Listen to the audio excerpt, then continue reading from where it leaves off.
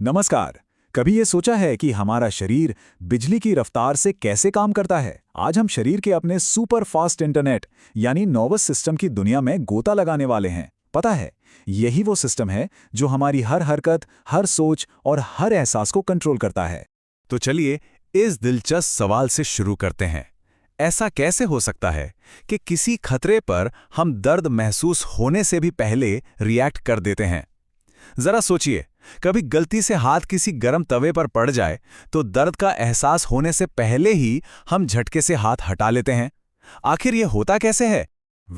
इसका जवाब हमारे शरीर के एक बड़े ही कमाल के शॉर्टकट में छिपा है, जिसे साइंस की भाषा में रिफ्लेक्स एक्शन या प्रतिवर्त क्रिया कहते हैं। ये कोई सोची समझी चाल नहीं होती, बल्कि एक ऑटोमेटिक और सुपर फास्ट रिएक्शन होता है।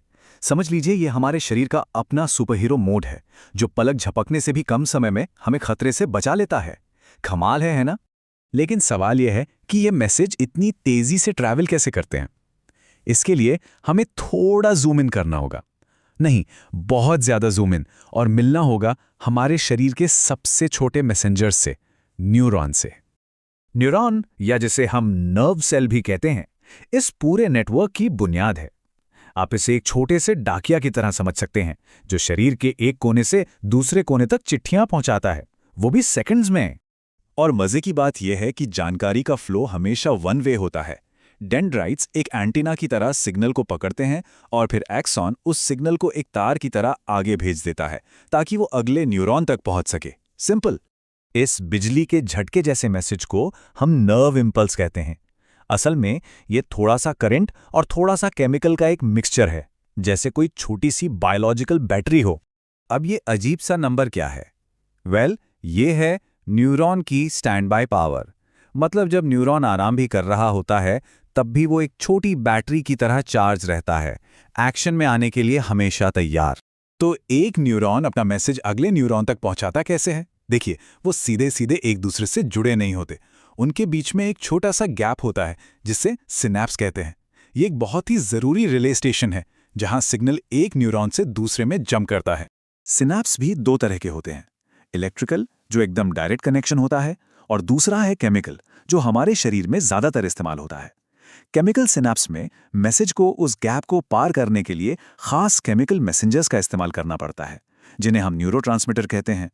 डोपामाइन और एसिटाइलकोलाइन जैसे केमिकल्स बिल्कुल यही काम करते हैं। तो चलिए अपनी गरम तवे वाली पहेली पर वापस आते हैं। इसका असली राज हमारे दिमाग में नहीं, बल्कि एक बड़े ही स्मार्ट शॉर्टकट में छुपा हुआ है। और ये बात दिखाती है कि हमारा शरीर कितना एफिशिएंट है। रिफ्लेक्स एक्शन के लिए सिग्नल पहले दिमाग तक जाने का लंबा रास्ता नहीं लेता। नहीं, वो स्पाइनल कॉर्ड यानी हमारी मेरू रज्जु से एक शॉर्टकट ले लेता है। ये कुछ ऐसा है जैसे कोई लोकल ऑफिस हेड ऑफिस से पूछे बिना ही तुरंत फैसला ले ले।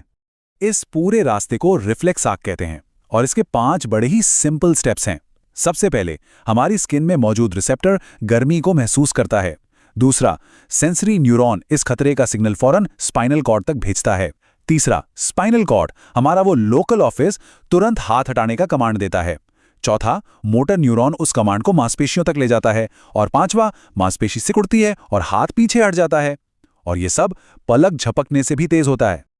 अच्छा, अब जब हमने रिफ्लेक्स की गुत्थी सुलझा ली है, तो चलिए शरीर के मेन हेडक्वार्टर यानी हमारे दिमाग की भूमिका को भी समझ लेते हैं। दिमाग हमारे शरीर का सुपर कंप्यूटर है। सोचना, याद रखना और अपनी मर्जी से कोई भी काम करना, सब कुछ यहीं से कंट्रोल होता है। जब हम गर्म तवे से हाथ हटाते हैं, तो दर्द का एहसास हमें असल में बाद में होता है, क्योंकि वो सिग्नल दिमाग तक थोड़ा देर से पहुंचता है। हमारे इस सुपर कंप्यूटर के मोटे तौर पर 3 मुख्य हिस्से होते हैं। अगला हिस्सा, जिसे फोर ब्रेन कहते हैं, बीच का हिस्सा यानी मिड ब्रेन, और पिछला हिस्सा यानी कि हिंड ब्रेन। चलिए फटाफट देखते हैं कि हर हिस्सा क्या क्या करता है। सबसे पहले फोर ब्रेन। इसमें होता है सेरिब्रम, जो दिमाग का सबसे बड़ा और सबसे स्मार्ट हिस्सा है। हमारी इंटेलिजेंस, हमारी यादें सब यहीं बनती हैं। और यहीं पर हाइपोथैलेमस भी है, जो शरीर के थर्मोस्टैट की तरह काम करता है, यानी बॉडी टेम्परेचर और भूख को कंट्रोल करता है। अब बात करते हैं दिमाग के पिछले हिस्से यानी हिंड ब्रेन की। ये हमारे शरीर के सबसे जरूरी ऑटोमेटिक काम संभालता है। सेरिबेलम हमारे बैलेंस और बॉडी पोस्चर को बनाए रखता है, ताकि हम गिरे नहीं। और मेडुला तो और भी जरूरी है। ये हमारी सांसों और दिल की धड़कन को बिना हमारे सोचे समझे अपने आप चलाता रहता है। चलिए अब इस कहानी के आखिरी और सबसे रहस्यमयी हिस्से पर आते हैं, हमारे शरीर का वो अदृश्य ऑटो पायलट जो पर्दे के पीछे से सब कुछ मैनेज करता है। इसे ऑटोनॉमिक नर्वस सिस्टम या ANS कहते हैं। ये हमारे शरीर का ऑटो पायलट सिस्टम है। ये पाचन, दिल की धड़कन और सांस लेने जैसे उन सभी कामों को कंट्रोल करता है जिनके बारे में हमें कभी सोचना ही नहीं पड़ता।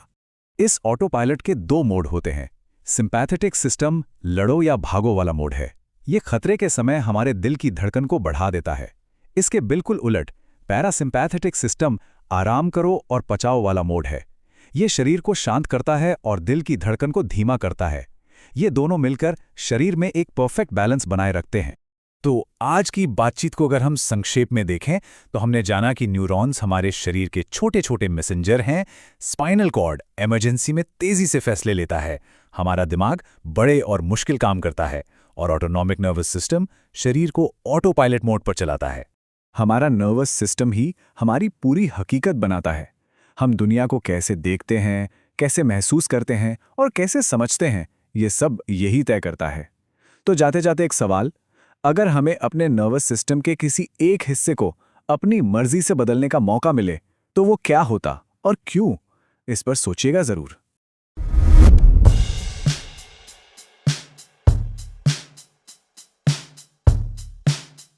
Like, comment, and subscribe.